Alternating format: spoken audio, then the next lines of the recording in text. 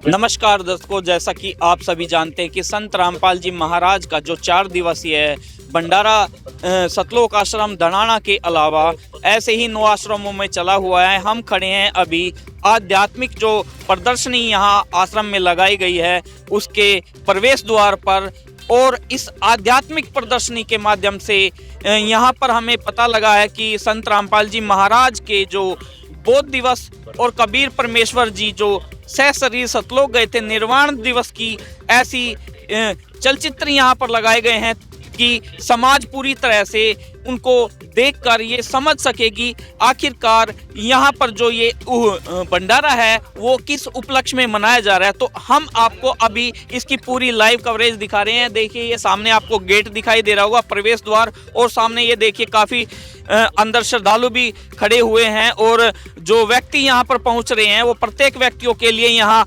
आदरपूर्वक इस प्रदर्शनी में यहाँ पर उसका पूरा परिचय दिया जाता कि आखिरकार यहाँ पर ये जो भंडारा है वो किस विषय में यहाँ पर किया गया है। तो दर्शकों, हम प्रदर्शनी में प्रवेश कर चुके हैं और यहाँ ये देखिए ऐसी कलाकृति बनाई गई है। ये देखिए यहाँ पर कुछ ये पंडित लोग दिखाए गए हैं। तो आइए यहीं के हम कुछ सेवादारों से इसके विषय में पूरी जानकारी लेंगे कि उनसे ही हम यहाँ की पूरी जो विवरण है वो आप सभी को अपने चैनल के माध्यम से दिखाएंगे। तो हमारे साथ ये एक सेवादार, इनसे ही बातचीत करते हैं। नमस्कार जी, क्या नाम है आपका? जी, दिव्या दासी। तो दिव्या जी, आज हमारे दर्शकों को ये पूरे आपकी जो प्रदर्शनी है इसके विषय में थोड़ा विस्तार से बताइए कि क्या क्या यहाँ पर दर्शाया गया है। जी जी, ये जो प्रदर्शनी है ये इसके बारे में ये बताया गया है कि जो जैसे कि आप ये मॉडल देख रहे हैं ना, इसमें ये दर्शाया गया है कि जो काशी के अंदर जो ब्राह्मण लोग थे, जो पंडित लोग थे, उन्होंने किस प्रकार से जो है वहाँ के लोगों को बरगला रखा था। ठीक है, जैसे कि काशी के जो ब्राह्मण थे वो बोले श्रद्धालु को ये कहते थे कि वो स्वर्ग भेजने के नाम पर एक करोत लगा देते थे, और जो बुजुर्ग होते थे वो उनकी गर्दन को, मतलब उनको ये बोलते थे कि भाई स्वर्ग से एक परमात्मा के स्वर्ग से एक करोत आएगा, और जो भी श्रद्धालु है वो अगर अपनी गर्दन कटवा लेगा तो वो सीधा स्वर्ग जाएगा। ठीक है, तो जैसे कि आगे आप देखेंगे तो इसी षड्यंत्र के तहत उन्होंने एक आश्रम की रचना की थी जिसमें वृद्धों को सबसे पहले उन्होंने एकत्रित किया, और उसके बाद वो उनसे जो है उनको उधर निवास स्थान उनको उधर रखते थे, और उसके बदले में उनके बच्चों से जो है वो पैसे भी लेते थे। ठीक है, उसके पश्चात उन्होंने ये कहा कि जब बुजुर्गों की संख्या वृद्धाश्रम में ज़्यादा हो गई तो उन्होंने सबको ये कहना शुरू कर दिया कि जो भी बुजुर्ग जल्दी स्वर्ग जाना चाहता है वो क्रोध से अपनी गर्दन कटवा ले और स्वर्ग चला जाए, जबकि ये बिल्कुल ही गलत था।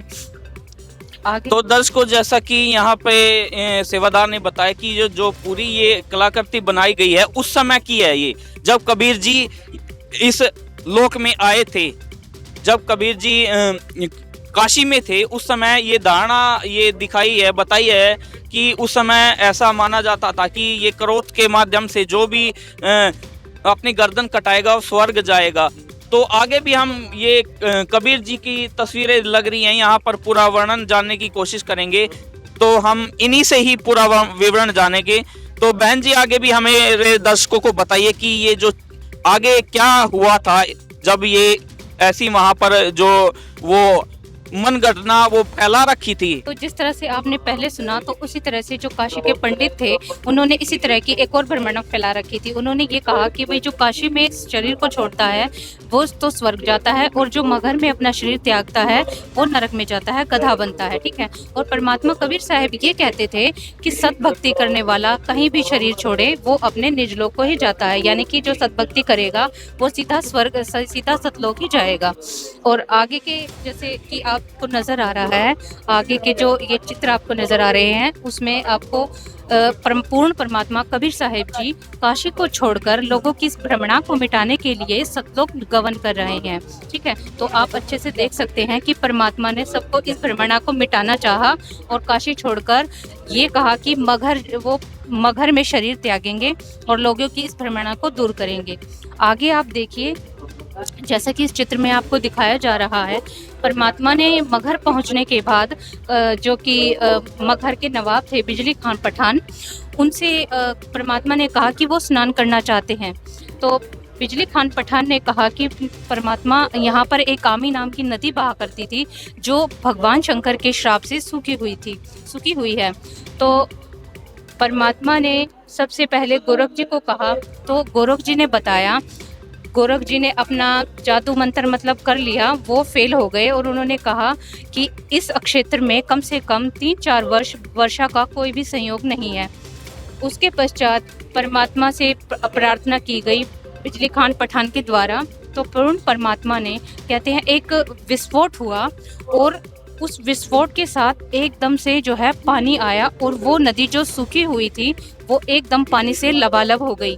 और इसका जो प्रमाण है ये है कि यह आज भी मगर में बह रही है और एकदम जो पानी है वो इसके अंदर लबालब है।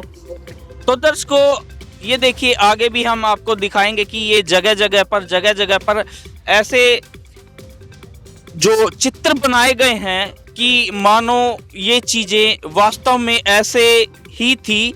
ये सामने देख रहे हैं, ये कबीर जी की तस्वीर दिख रही है, इसके बारे में भी हम यहाँ विवरण जानने की कोशिश करेंगे।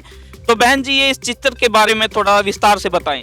हाँ जी, अब इसी चित्र में जैसा कि आप सब देख रहे हैं, इसी तरह से जैसे कि मैंने आपको पहले भी बताया था कि परमात्मा काशी को छोड़कर मगहर की तरफ गए थे कि लोगों को ये दिखाने के लिए कि वो मगहर में ही शरीर त्यागेंगे, ठीक है। तो परमात्मा ने उसके बाद सबको बोला कि वो शरीर छोड़ेंगे, सह शरीर जाएंगे। तो श्रद्धालुओं ने एक चद्दर नीचे बिछाई और थोड़े से फूल उसके ऊपर डाल दिए और एक चद्दर वो हाथ में लिए हुए थे। तो परमात्मा ने जो हिंदू के थे और मुस्लिम थे, उन्होंने अपनी सेनाओं को तैनात कर लिया, जो कि परमात्मा ने उन्हें देखकर कहा कि भाई आप ये सेना किस लिए तैनात किए हुए हो। तो उसके बाद दोनों ही जो सेना थी उनकी जो गर्दनें हैं वो नीची हो गई थी। तो परमात्मा ने सब देखते हुए ये कहा कि क्या मैंने आपको ये भाईचारा इस तरह की पाठ आपको पढ़ाया है, ये शिक्षा दी है, आपको आपस में भाईचारे के साथ ही रहना चाहिए, ठीक है। परमात्मा ने फिर आगे ये कहा कि बेटा आप लोगों ने बहुत गलती कर दी है, ठीक है, और मैं सशरीर जा रहा हूँ। आपको जो भी चीज़ मिलेगी आप इसमें से आधी आधी कर लेना, यानी कि आधे आप हिंदू रख लेना और आधे मुसलमान रख लेना। लेकिन दोनों जो सेनाएं थी, जो हिंदू और मुस्लिमों दोनों ग्रुप थे, तो वो ये सोच रहे थे कि ऐसा नहीं हो सकता कि भाई शरीर ना मिले, शरीर तो मिलता ही है। उससे आगे वाले चित्र में तो बहन जी, जैसे कि अभी जो ये 4 दिन का अभी समागम चल रहा है, तो इस चीज से उसका क्या कॉन्टेक्ट है, किस चीज से ये दोनों चीजें मिलती हैं? जी देखिए, जो अभी आपको मैं ये सब चित्र जो दिखाए जा रहे हैं, जी। तो ये जो है वो मगहर की लीला है, ठीक है। तो अब ये जो 4 दिन का जो समागम था वो यही था कि जो परमात्मा कबीर साहिब हैं वो उन्होंने सतलोक गमन किया था सशरीर, ठीक है। इसीलिए इसको निर्वाण दिवस कहा जाता है। और उससे पहले बौद्ध दिवस भी मनाया गया था, जिसका विवरण हम आपको आगे चलकर बताएंगे।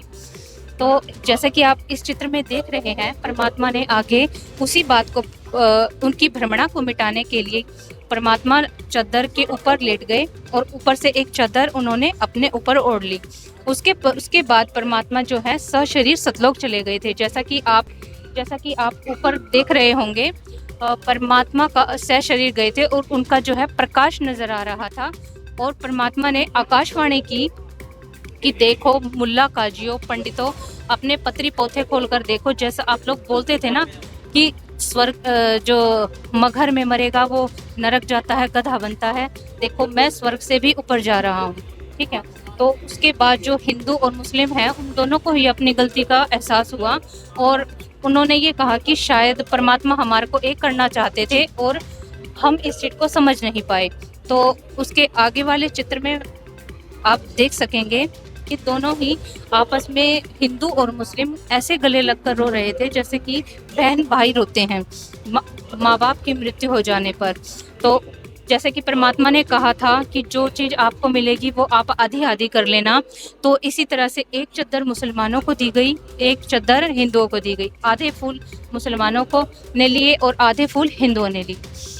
तो बहन जी, जैसा कि आपने बताया कि उस समय के दौरान जो एक जहां टकराव होने की बात थी, वहां कबीर जी ने उनको एक साथ मिलाया था, उनको एक साथ बांध दिया था।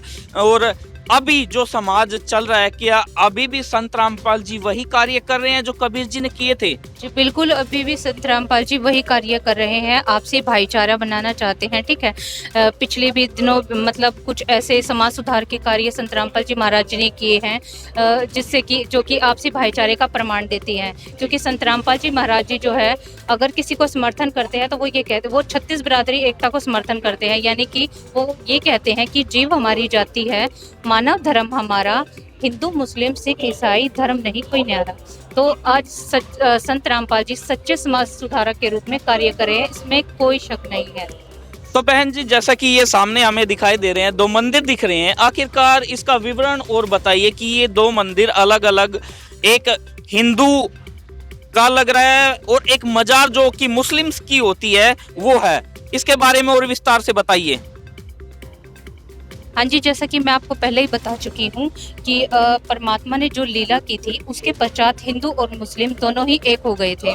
तो ये जो आपको मजार, ये मस्जिद और मस्जिद इकट्ठे नज़र आ रहे हैं, ये उधर जो श्रद्धालुओं ने ये चीज़ों को स्थापित ये सोचा था कि भाई एक साइड में उन्होंने मंदिर का निर्माण किया और एक साइड में इन्होंने मस्जिद का निर्माण इसलिए किया क्योंकि ये आपसी जो है भाईचारे का प्रतीक है, ठीक है।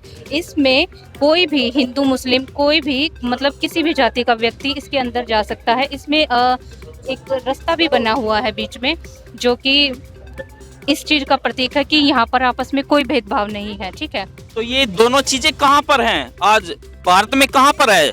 ये चीज़ें आपको मगहर में नज़र आएंगी, ठीक है।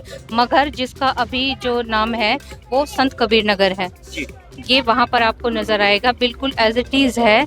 कहते हैं कि जो अभी मतलब हिंदुस्तान के अंदर अभी शायद आपको हिंदू मुस्लिम एकता नज़र ना आ रही हो, लेकिन मगहर के अंदर पूर्ण परमात्मा द्वारा हिंदू मुस्लिम एकता बिल्कुल स्थापित की गई है और वो आज भी बरकरार है। लोग तो दर्शकों, हम आगे क्या भी विवरण जानने की कोशिश करेंगे। तो दर्शकों, अभी तक हमने देखा कि जो मगहर की लीला कबीर जी ने की थी उसके बारे में आपको दिखाया। अब हम आगे की भी प्रदर्शनी आपको दिखाएंगे। ये सामने हमें ये दिख रहा है कुछ, इसके बारे में भी एक्सप्लेन करेंगे। नमस्कार सर।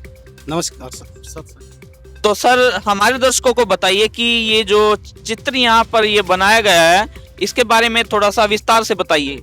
सर, ये चित्र इसलिए बनाया गया है कि हम यहाँ आते हैं, जन्म मरण में कभी हम भक्ति करते हैं, यहाँ पे राजा बन जाते हैं, देव बन जाते हैं, मंत्री बन जाते हैं, ये सब करके फिर कीड़ी कुंजर ये भी बन जाते हैं हम, लेकिन इस जन्म मरण से पार नहीं हो पाते।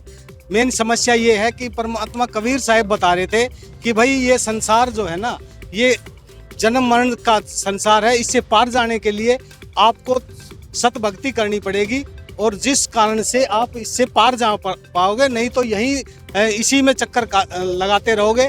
यहाँ पे देव बनोगे, महादेव बनोगे, विष्णु बनोगे, स्वर्ग के देवता बनोगे, लेकिन फिर 84 में आ जाओगे, तुम्हारे पुण्य खत्म हो जाएंगे जब।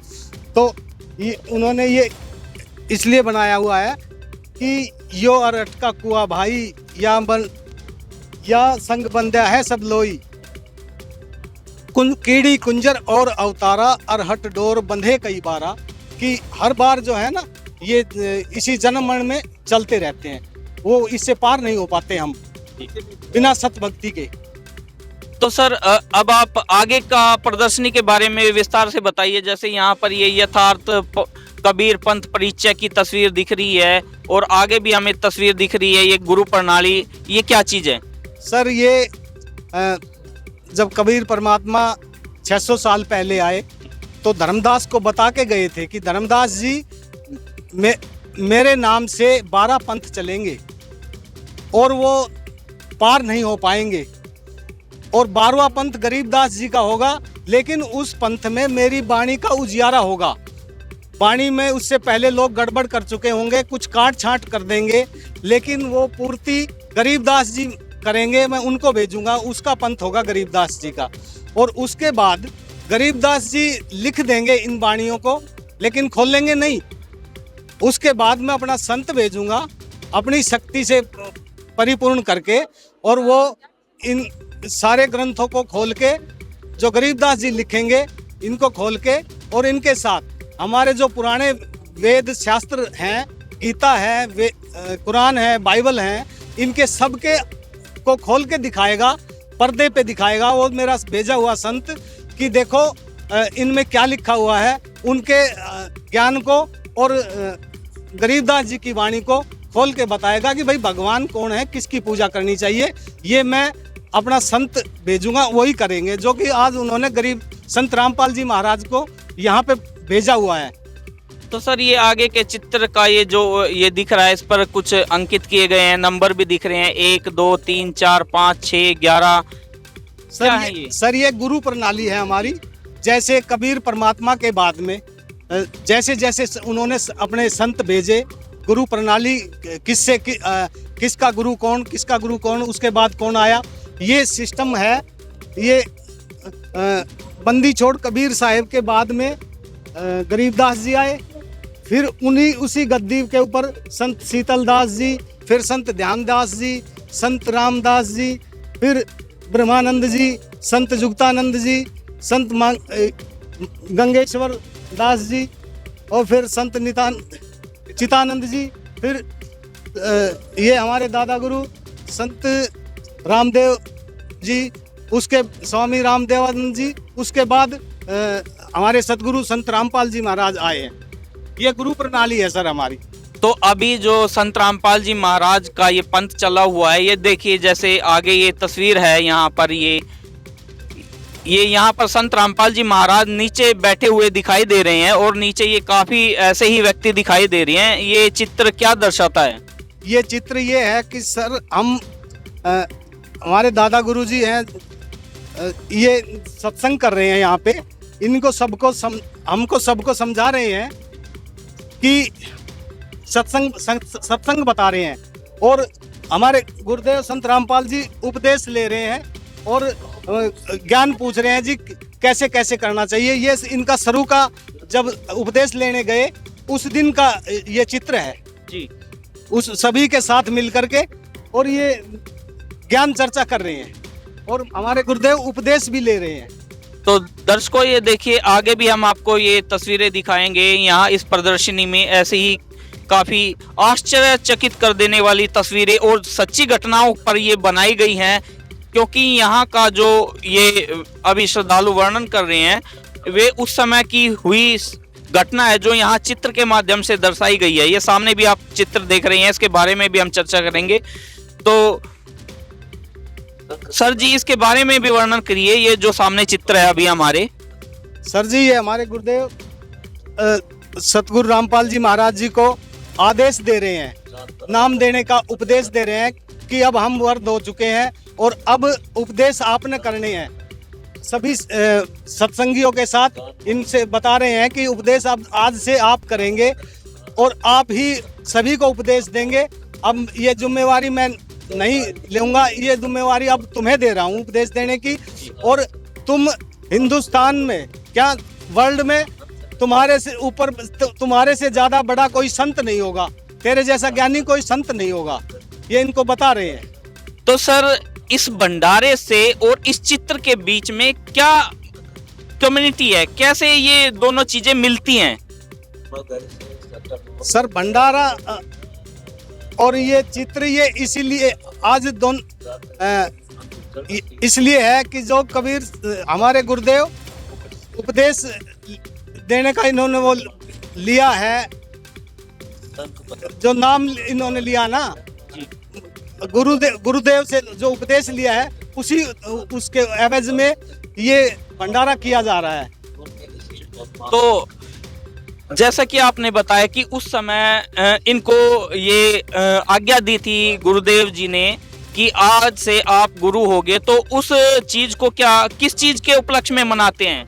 ये बौद्ध दिवस के नाम से मनाते हैं। उससे पहले जो ये वेद में भी लिखा हुआ है, शास्त्र में भी लिखा हुआ है कि उससे पहले का जीवन उसका व्यर्थ होता है, उसका जन्म उसी दिन से होता है जिस दिन वो गुरु बनाता है और उपदेश लेता है, उसी दिन से उसका आध्यात्मिक जीवन शुरू होता है सर। तो सर ये सामने ये संत रामपाल जी महाराज की काफ़ी तस्वीरें दिख रही हैं हमें, एक ही चित्र में काफ़ी जोड़ी गई हैं। ये क्या चीज़ है, किस प्रकार से ये संत रामपाल जी महाराज ने ये अपना जो आगे का जो जीवन था वो व्यतीत किया कैसे? सर गुरुदेव को जब आदेश हुआ उनके गुरुदेव से कि उपदेश देने का जब आदेश दिया कि तुम ही अब इसको संभालोगे, तो इन्होंने अपने गांव में आसपास के मोहल्लों में सभी को जोड़ने के लिए सत्संग घर घर जाके करने पड़े। घर घर जाके सत्संग करते थे, पाठ करते थे, उनको समझाते थे, वेद पुराणों को खोलकर उनको दिखाते थे, देखो भैया ऐसे लिखा हुआ है, गरीबदास जी ऐसे कह के गए हैं, धर्मदास जी को ऐसे बताया था कबीर साहब ने, बहुत अच्छी तरह से समझा के इनको और इनको इस मार्ग पर लगा करके कि ये सतमार्ग है, ये भक्ति करनी चाहिए। और इन्होंने बहुत कठिनता से बहुत मेहनत करके इनको समझा के, देखो एक ये दिखाई दे रही है, ये जीप है, ये गुरुजी के पास पहले यही जीप थी एक, उसी के द्वारा जाते थे, गांव गांव में जाते थे और सभी में सत्संग करके इनको समझाते थे। सभी को हमें सभी को समझाया बहुत अच्छी तरह से, और तब इन्होंने हमें जोड़ने की कोशिश की है सत्संग से। जी। तो सर एक बार ये संत रामपाल जी महाराज की हमें तस्वीर दिख रही है, और दूसरी तरफ कुछ ऐसी तस्वीर दिख रही है जैसे कि किसी का सर्टिफिकेट वगैरह होता है। यहाँ पर कुछ लिखा भी गया कि सरकारी नौकरी, इंजीनियर का त्याग पत्र, ये क्या हुआ था ऐसा? सर ये ऐसा था कि हमारे गुरुदेव ये जूनियर इंजीनियर की पोस्ट पे सरकारी नौकरी थे सिंचाई विभाग में, और जब गुरुदेव से आदेश मिला कि भाई आप उपदेश आप दोगे, सभी को ज्ञान बताओगे, परमात्मा के बारे में अवगत कराओगे, तो इन्होंने कुछ टाइम तक तो करते रहे, लेकिन जब ज़्यादा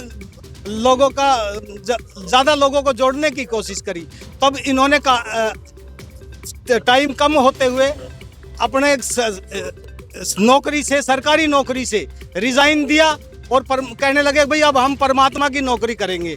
अब सरकार की बहुत नौकरी कर ली, तो 95 में इन्होंने रिजाइन दे दिया था गवर्नमेंट से, और तब से ये हमें संगत को जोड़ने में और परमात्मा का ज्ञान बताने में व्यस्त रहे। और ऐसा भी नहीं था कि भाई घर से कमज़ोर थे या कोई बात, देखो सरकारी नौकरी में इंजीनियर थे, ज़मीन थी, सारी चीज़ की मौज थी, ये भी नहीं कि एक भाई पैसा कमाने के लिए वो इन्होंने ऐसा किया होगा, ऐसा कुछ भी नहीं था। इन्होंने अब जान करके गवर्नमेंट को रेजिग्नेशन किया, उसके बाद में फिर और संगत को जोड़ने की कोशिश की है। जी सर, नमस्कार जी।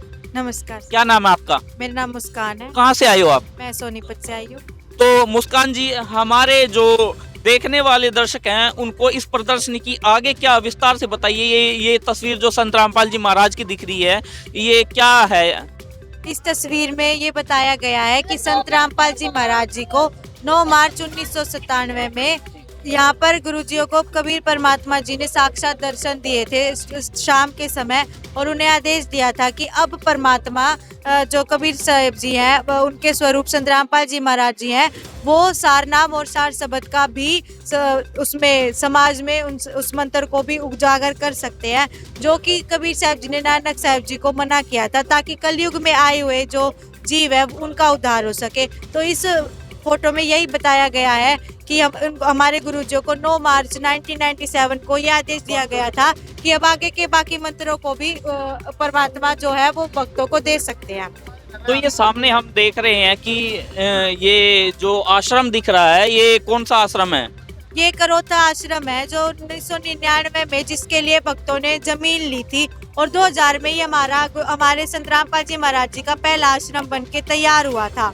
और ये आश्रम बनके तैयार हुआ था 2000 में, पर इसकी जमीन 1999 में मिली गई थी, और ये परमात्मा की दया से ये हमारा सबसे पहला आश्रम था जो करोथा में स्थापित था। तो बहन जी, ये जैसे कि यहाँ पर हमारे ये ग्रंथ दिख रहे हैं, यहाँ पर गुरु ग्रंथ साहिब, कुरान शरीफ हैं, ये संत रामपाल जी महाराज की भी तस्वीरें हैं। क्या संत रामपाल जी महाराज जो ज्ञान दे रहे हैं वो इन सभी ग्रंथों से दे रहे हैं? जी बिल्कुल। संत रामपाल जी महाराज जी से जब भी ये बात पूछी जाती है कि आप प्रमाणित करो या सबूत दो कि हम कैसे मान लें कि कबीर साहब जी भगवान है, तो हमारे गुरुजी इन सारे ग्रंथों के हिसाब से ही जो है प्रमाण देते हैं कि ऋग्वेद में लिखा हुआ है या यजुर्वेद में लिखा हुआ है कि भगवान कबीर साहब जी ही असली परमात्मा है। जो 3 भगवान है, ब्रह्मा विष्णु महेश, ये पूजने लायक भगवान नहीं है, ये हमें हमारे कर्मों का ही फल दे सकते हैं। तो ये हमारे गुरुजी ग्रंथों के हिसाब से बताते हैं और सबकी शंकाओं को दूर करते हैं। तो बहन जी ये देखिए काफी तस्वीरें लग रही हैं अलग अलग यहाँ पर बहनें भगत ये जो व्यक्ति हैं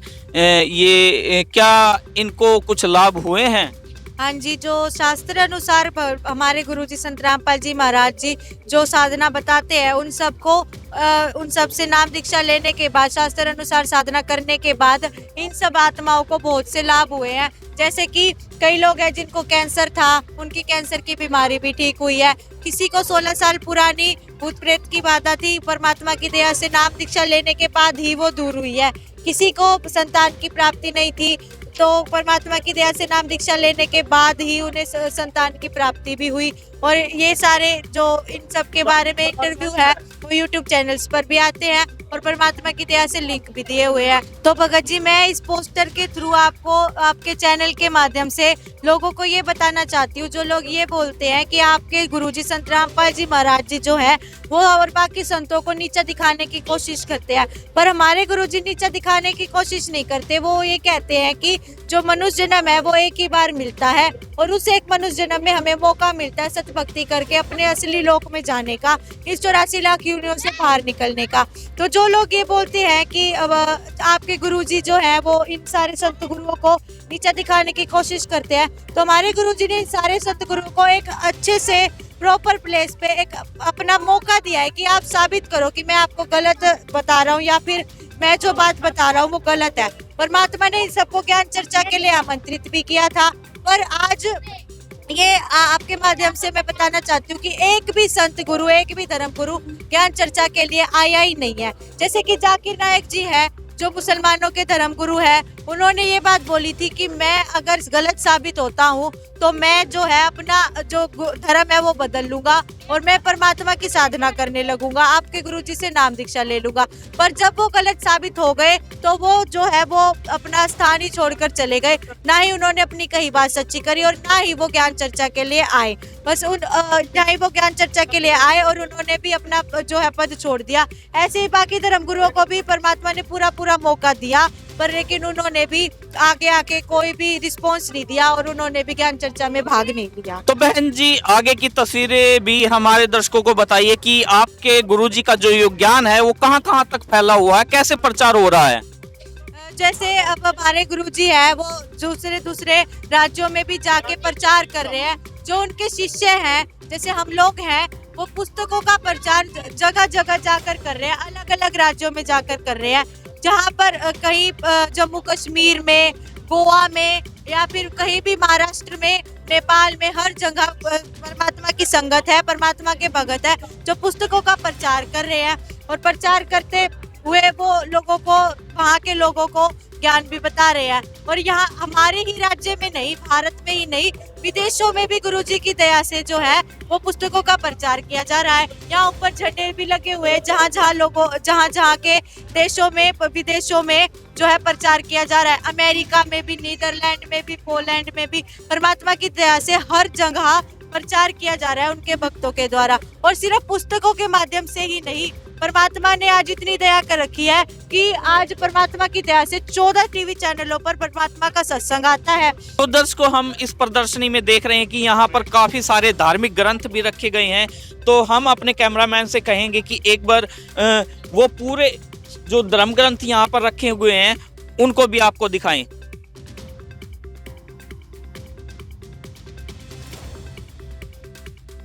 तो दर्शकों इस प्रदर्शनी की एक और खास बात है, यहाँ पर जो धार्मिक ग्रंथ रखे हैं उनको पढ़ने के लिए भी यहाँ पर एक जगह बनाई गई है ताकि यहाँ पर उन ग्रंथों को आराम से पढ़ सकें और ये निश्चित कर सकें कि वाकई में ही संत रामपाल जी महाराज जो ज्ञान दे रहे हैं क्या वह हमारे ग्रंथों से प्रमाणित है।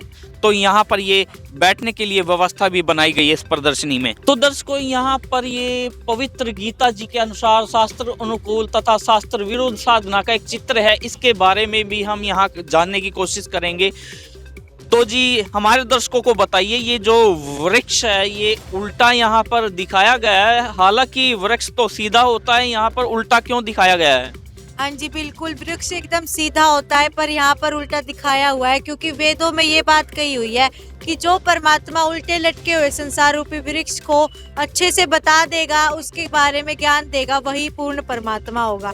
तो जैसे यहाँ पर दिखाया हुआ है कि ये पात रूपी संसार है, जो हम आत्माएं हैं, और ये हमारी टहनियाँ है जो ब्रह्मा विष्णु महेश जी हैं। तो हम जो है, और ये अक्षर पुरुष है जो तना है, और हमारी जड़ें जो है वो कबीर परमात्मा है।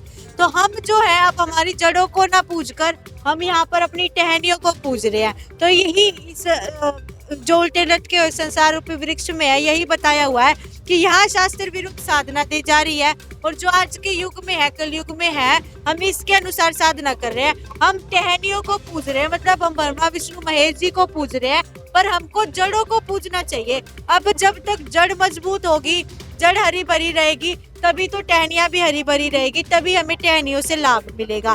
तो आज जो है हम इसके अनुसार साधना कर रहे हैं, पर परमात्मा कहते हैं हमें शास्त्र अनुकूल साधना करनी चाहिए। शास्त्रों में जैसे लिखा है वैसे साधना करनी चाहिए। तो शास्त्रों में लिखा है कि हमें जड़ को पूजना चाहिए, मतलब कबीर परमात्मा जो असली भगवान है, हमें उनकी पूजा करनी चाहिए, हमें उनकी साधना करनी चाहिए।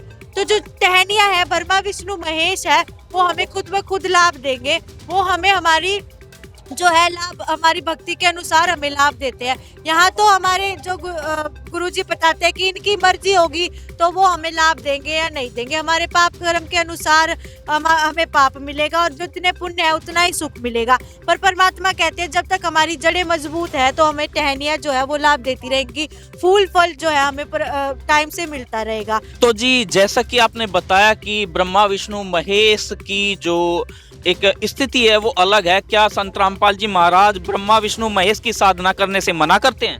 नहीं, पर जो संत रामपाल जी महाराज जी हैं वो ब्रह्मा विष्णु महेश जी को की साधना करने से मना नहीं करते। वो हमें ये बताते हैं कि उनकी साधना वेदों में जैसे लिखी हुई है वैसे करनी है।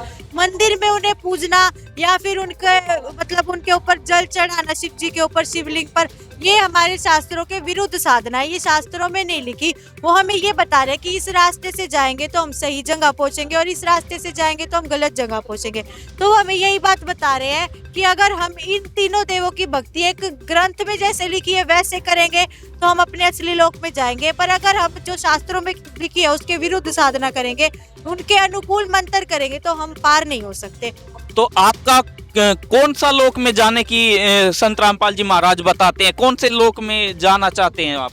हम जो है हम यहाँ पृथ्वी लोक पर रहते हैं, और हम वहाँ से अपने निज धाम पर, हम अपने सतलोक पर जाना चाहते हैं। और सतलोक में जाने के लिए हमें असली मंत्रों की भक्ति करनी पड़ती है, और इसी के अनुसार हम भक्ति करते हैं। तो जो लोग शिव जी, ब्रह्मा जी और जो विष्णु जी की भक्ति करते हैं, वो पृथ्वी को छोड़ने के बाद उन्हीं के लोकों में चले जाते हैं। और जो शिव जी की भक्ति करता है वो उनके लोक में जाता है।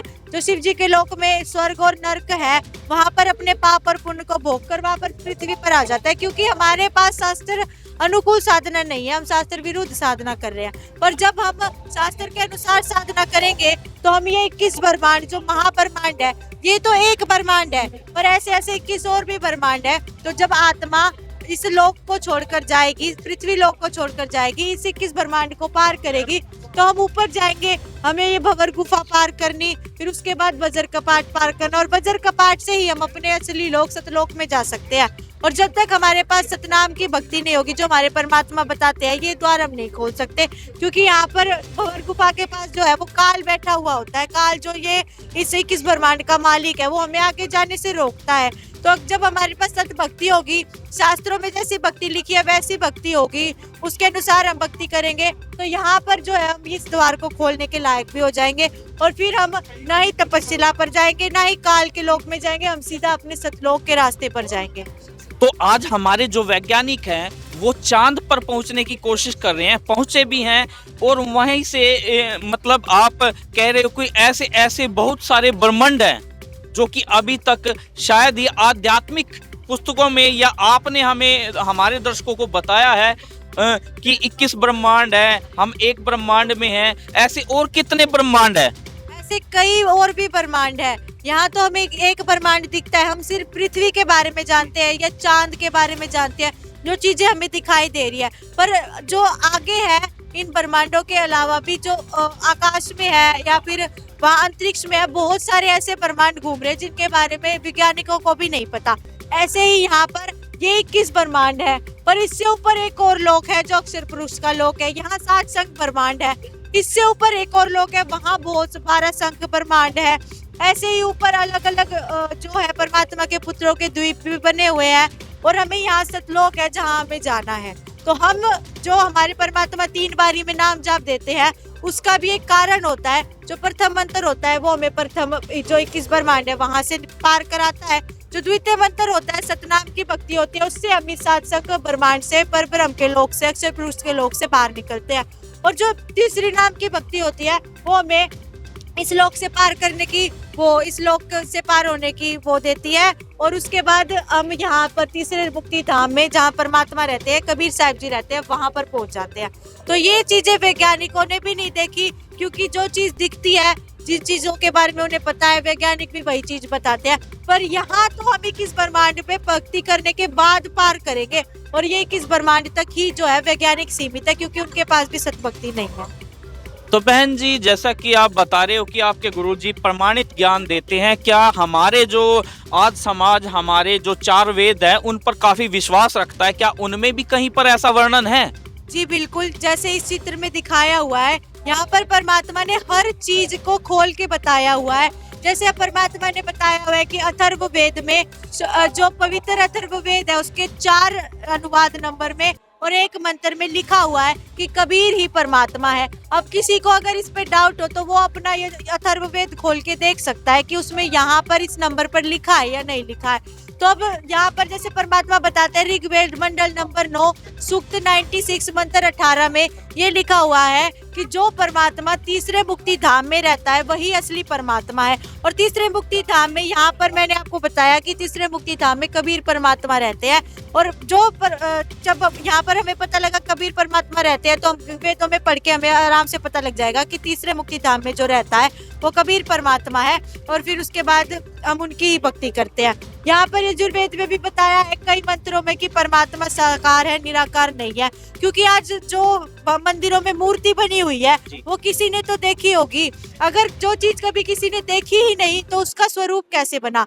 अगर आज मेरे को कोई कह दे कि आपको ये चित्र बनाना है, अगर मैं उस चित्र को जब तक देखूंगी ही नहीं तो मैं उसको बना भी नहीं सकती। ऐसे ही ब्रह्मा, विष्णु, महेश, शिव जी, पार्वती जी या फिर शेरावाली जी, जिनकी भी मूर्ति बनी हुई है, किसी ने तो उन्हें देखा होगा, जब तो उनका स्वरूप आज विद्यमान है। और फिर जो लोग हैं भारत के जो धर्मगुरु है वो ये कहते हैं कि परमात्मा दिखाई नहीं देता। अगर परमात्मा दिखाई ही नहीं देता तो उनकी मूर्तियां कैसे बनी? तो परमात्मा ने बताया है कि जो शास्त्र में यजुर्वेद में लिखा हुआ है कि परमात्मा से शरीर है, हमारी तरह दिखता है और साकार है, निराकार नहीं है। ऐसे ही आगे यजुर्वेद में लिखा हुआ है मंत्र नंबर 8 में, अध्याय 8 और मंत्र नंबर 13 में लिखा हुआ है कि परमात्मा जो है वो पाप कर्म को काटता है। जो परमात्मा पाप ही नहीं काट सकता तो वो हमारे जीवन में कोई सुख ही नहीं दे सकता, तो वो असली भगवान नहीं हो सकता। ऐसे ही परमात्मा ने आगे भी कई ग्रंथों में बताया हुआ है कि जो परमात्मा, जैसे यहाँ पर भगवान ने बताया, गुरुजी ने, संत रामपाल जी महाराज जी ने, कि सामवेद में लिखा है कि जो परमात्मा 3 बारी में नाम जाप देता है वही असली परमात्मा है। और मैंने आपको बताया कि परमात्मा 3 बारी में नाम जाप देते हैं। हमारे ही गुरुजी जो है वो 3 बारी में नाम जाप देते हैं, प्रथम मंत्र, सतनाम और सारनाम, जिसकी भक्ति करके हम 3 लोकों से पार हो जाते हैं। ऐसे ही यहाँ पर परमात्मा ने सृष्टि रचना के बारे में बताया हुआ है। ऋग्वेद में मंडल नंबर 10 सूक्त 90 और मंत्र 1 में बताया हुआ है कि परमात्मा ने 6 दिन में सृष्टि रची और 7वें दिन तखत पर जा विराजा। इन 3 लाइनों में परमात्मा ने पूरी सृष्टि रचना का सार बताया हुआ है। इन्हीं 3 लाइनों का जो वर्णन करते हुए पूरे सृष्टि रचना का सृष्टि रचना बनाई गई है। तो बहन जी, अंत में अब हम आपसे कुछ और सवाल करना चाहेंगे कि अब संत रामपाल जी महाराज का ये आध्यात्मिक ज्ञान कहाँ किस किस देश तक पहुंच चुका है? जैसा कि संत रामपाल जी महाराज के पहले 1-2 आश्रम ही होते थे, अभी सुनने में आया है कि अभी 10 आश्रमों में भंडारा है। और कहाँ पे अब संत रामपाल जी महाराज का ये आध्यात्मिक ज्ञान पहुंच चुका है? आज के टाइम में संत रामपाल जी महाराज जी के पूरे विश्व में 550 से ज्यादा नाम दीक्षा केंद्र खुले हुए हैं। आश्रम खुले हुए हैं। आज विदेश विदेश तक नाम दीक्षा केंद्र खुले हुए हैं। जैसे हमारे इंडिया में ही 519 नाम दीक्षा केंद्र खुले हुए हैं, बांग्लादेश में भी खुला हुआ है, ऑस्ट्रेलिया, नीदरलैंड, नेपाल में और पोलैंड में, यूके में, इटली में, हर जगह पर परमात्मा का नामदान केंद्र खुला हुआ है। जो भी परमात्मा की आत्मा है, कहीं पे भी हो, किसी भी कोने में हो, नाम दीक्षा लेना चाहती है, नजदीकी नामदान से जाकर अपना कल्याण करा सकती है, नाम दीक्षा ले सकती है। पूरे विश्व में आज परमात्मा ने अपने नामदान सेंटरों की उपलब्धि कराई हुई है। भगवान ने कहीं पर भी कमी नहीं छोड़ी है, ताकि कोई ये ना कह सके कि हमारे देश तक तो या हमारे राज्य तक तो जो है ज्ञान आया ही नहीं। हर राज्य में और हर जिले में परमात्मा की दया से नामदान केंद्र खुला हुआ है, आश्रम खुला हुआ है। तो दर्शकों, अब हम वो आपको आश्रम दिखाने की कोशिश करेंगे जहाँ जहाँ पर संत रामपाल जी महाराज के ये 4 दिवसीय भंडारे चल रहे हैं। ये सामने देख रहे हैं कि ये 11 बड़े सतलोक आश्रम हैं। ये तस्वीर के माध्यम से अब हमको आपको दिखाएंगे, जहाँ पर अभी 4 दिन के जो भंडारे हैं वो इन आश्रमों में चल रहे हैं। और उन्हीं आश्रमों में से हम एक जो सतलोक आश्रम है, जो कि दणाना धाम के नाम से है, वहाँ पर मौजूद है और उसकी प्रदर्शनी की आपको पूरी कवरेज दिखाई है। नमस्कार जी। सच से जी। क्या नाम है आपका? मेरा नाम रीना है। अच्छा रीना जी, कहाँ से आए आप? मैं करोता से हूँ, रोहतक में। और यहाँ पे सतलोक आश्रम में आप कितने दिन से आए हुए हैं? यहाँ पे हम पिछले 3 दिन से आए हुए हैं। हमारे यहाँ पे भंडारा चल रहा है परमात्मा का, उसमें हम आए हुए हैं। अच्छा, तो यहाँ पे हमने एक स्थल देखा है जिसमें प्रदर्शनी स्थल लिखा हुआ है, तो इस प्रदर्शनी स्थल का मतलब क्या है? जैसे कि आप जानते होंगे कि प्रदर्शन का मतलब होता है दिखाना। तो प्रदर्शनी में हम पिक्चरों के माध्यम से लोगों को ये समझाना चाह रहे हैं कि पुराने समय में जब कबीर साहिब आए हुए थे, तो उस समय में जो भी घटनाएं घटी वो हम प्रदर्शनी के माध्यम से लोगों को समझाना चाहते हैं, ताकि उनको समझने में आसानी हो जाए। तो अभी बहुत सारे जो बाहर के लोग हैं जिन्होंने नाम नहीं ले रखा है संत रामपाल जी महाराज से, वो बहुत सारे लोग आए, तो उनके लिए प्रदर्शनी स्थल कितना लाभदायक साबित हुआ है? क्या होता है कि जब हम वर्बली कोई बात किसी को बताते हैं तो लोगों को विश्वास नहीं होता, वो मिथ्या सी लगती हैं। और जब प्रदर्शन करके हम उनको पिक्चरों के माध्यम से और लिख के उनके बारे में बताते हैं, तो कहीं ना कहीं उनको विश्वास करना ना आसान हो जाता है। इसीलिए हमने यहाँ पे प्रदर्शनी लगाई, और जो लोग आ रहे हैं वो देख रहे हैं और वो काफ़ी समझ रहे हैं उन चीज़ों को कि हाँ ये रियलिटी है, उस समय पे ये चीज़ें घटी होंगी, इसी वजह से ये लगाई गई हैं। अच्छा, तो हमने अंदर देखा था एक मॉडल जिसमें 2 मंदिर बने हुए थे, तो मॉडल के थ्रू वो क्या समझाना चाहते हैं? उस मॉडल के थ्रू जो कबीर परमेश्वर जी जब काशी में आए थे तो वो मगर में गए थे अपना शरीर त्यागने के लिए। तो जब वो 6 शरीर से लोग चले गए थे, तब हिंदू और जो मुस्लिम थे उन्होंने पछतावा किया कि हम कबीर परमात्मा को ज्ञान नहीं समझ सके, उनको अल्लाह नहीं मान सके। तो उन्होंने एक चद्दर और कुछ फूल, एक चद्दर बांट ली थी हिंदू मुसलमानों ने, और जो फूल्स थे वो आधे आधे बांट लिए थे। तो जो वो मॉडल्स है उसके माध्यम से बनाए, वो मॉडल कबीर परमेश्वर जी की यादगार में बनाया गया है कि वो 6 शरीर लोग गए थे। उसमें हिंदुओं ने तो अपने हिंदू रीति रिवाज से मंदिर बनाया हुआ है, और जो मुस्लिम है उन्होंने अपनी मज़ार बनाई है, उसमें कबीर परमेश्वर जी की दरगाह बनाई गई है। वो चद्दर और जो फूल है वो वहाँ पे रखे गए हैं। तो जैसा आपने बताया कि कबीर साहिब जी के प्रस्थान करने के बाद जो फूल बचे वो हिंदू और मुस्लिम ने अलग अलग बांट लिए थे, तो क्या आज इस आश्रम में, सतलोक आश्रम में, हिंदू मुस्लिम के करके कोई जाति वगैरह या फिर कोई धर्म माना जाता है? नहीं, यहाँ पे कोई धर्म या जाति पाति नहीं मानी जाती, हिंदू मुस्लिम कोई नहीं माने जाते, यहाँ सब एक है। यहाँ किसी की ना तो जाति पूछी जाती ना, ये सब मानव धर्म है, और ये सब हम एक रह के यहाँ पे सेवा करते हैं। तो यहाँ पे कुछ और महिलाएं भी मौजूद हैं, उनसे भी कुछ पूछ लेते हैं। तो जैसे कि प्रदर्शनी स्थल है, इसका उद्देश्य क्या है बनाने का? इसका सत साहिब जी, इसका मेन उद्देश्य यही है कि इसके ज़रिए हमें अपने जो संत रामपाल जी महाराज हैं वो इसके माध्यम से ये समझाना चाहते हैं कि 600 साल पहले जैसे कबीर परमात्मा आए थे, उन्होंने भी यही ज्ञान दिया था, उन्होंने भी यही बताया था कि भाई सद्भक्ति करके ही हम मोक्ष प्राप्त कर सकते हैं। वही ज्ञान सदग्रंथों से प्रमाणित हमारे संत रामपाल जी महाराज वही ज्ञान आज समझा रहे हैं। इसके माध्यम से वो बता रहे हैं कि हम क्या कर सकते हैं, इस भक्ति से इससे हमें मोक्ष भी मिलेगा, और एक दूसरा लाभ ये है कि हमें आर्थिक लाभ भी मिलेगा, हमारे मानसिक शांति भी मिलेगी। हमारे मतलब सद्भक्ति अगर हम करेंगे तो इससे हमें फ़ायदे ही होंगे। जैसे कि लोगों को सतलोक आश्रम के बारे में, संत रामपाल जी महाराज के बारे में बहुत कम बताया, और उनके मन में बहुत डाउट रहते हैं कि नहीं ऐसा था, ऐसा नहीं था, ऐसा था, ऐसा नहीं था। तो क्या हम यहाँ पे उनको समझा सकते हैं? उनको आप क्या कहना चाहेंगे? हाँ जी, जब हम संत रामपाल जी महाराज के सत्संगों को सुनते हैं तो उसमें पता चलता है कि एक्चुअल में वो क्या बता रहे हैं। बहुत सी मिथ्याएं फैली हुई हैं संत रामपाल जी महाराज के बारे में, जो कि दूसरे धर्मगुरुओं ने जैसे कि आर्य समाजियों ने फैलाई हुई है। बट जब हम उनके सत्संग सुनते हैं तो हमें एक्चुअल में रियलिटी पता चलती है कि वो क्या बताना चाहते हैं। हमें समझ में आता है कि वो जो शास्त्रों में लिखा हुआ हमारा प्रमाणित ज्ञान है वही हमें दे रहे हैं और उसी से ही हम सद्भक्ति करके मोक्ष को प्राप्त कर सकते हैं। धन्यवाद जी।